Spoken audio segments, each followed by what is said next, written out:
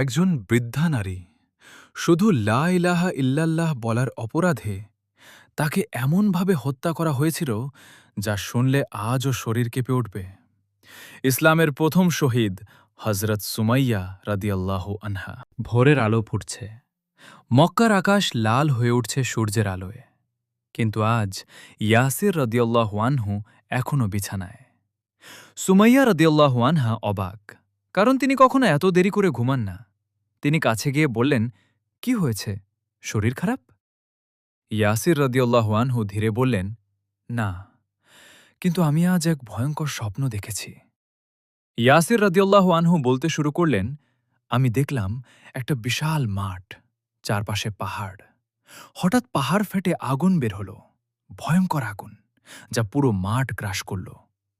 কিন্তু দূরে একটা সবুজ শান্ত জায়গা, সেখানে তুমি দাঁড়িয়ে আমাকে ডাকছ। আর আম্মার বলছে, আব্বা, ভয় পাবেন না, আগুনে ঝাঁপ দিন। স্বপ্ন শেষ, কিন্তু বাস্তব শুরু হল তার থেকেও ভয়ঙ্কর। পরদিন কুরাইশদের সভায় ইয়াসির রাদিয়াল্লাহু আনহু অপমানিত হলেন, কারণ তার ছেলে আম্মার রাদিয়াল্লাহু আনহু ইসলাম গ্রহণ করেছে। বাড়িতে ফিরে ইয়াসির রাদিয়াল্লাহু আনহু দেখলেন তার স্ত্রী, তার ছেলে এক অন্যরকম আলোয় ভরা। আম্মার রাদিয়াল্লাহু আনহা বললেন, আব্বা, আমি সত্য ধর্ম পেয়েছি, এক আল্লাহ আর মুহাম্মদ সাল্লাল্লাহু আলাইহি ওয়াসাল্লাম তার রাসূল। এই কথা শুনে ইয়াসির রাদিয়াল্লাহু আনহু বুঝলেন এটাই তার খোঁজা সত্য। সেদিনই ইয়াসির রাদিয়াল্লাহু আনহু, সুমাইয়া রাদিয়াল্লাহু আনহা আর আম্মার রাদিয়াল্লাহু আনহু তিনজনই ইসলাম গ্রহণ করলেন। কিন্তু এই সিদ্ধান্তই হয়ে গেল তাদের জীবনের সবচেয়ে বড় পরীক্ষা। খবর ছড়িয়ে পড়ল পুরো মক্কায়।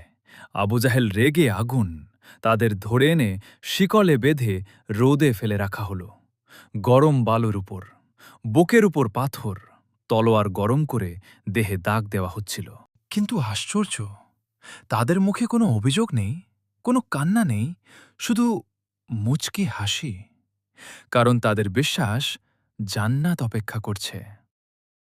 একদিন রসূলুল্লাহ সাল্লাল্লাহু আলাইহি ওয়াসাল্লাম তাদের পাশ দিয়ে যাচ্ছিলেন।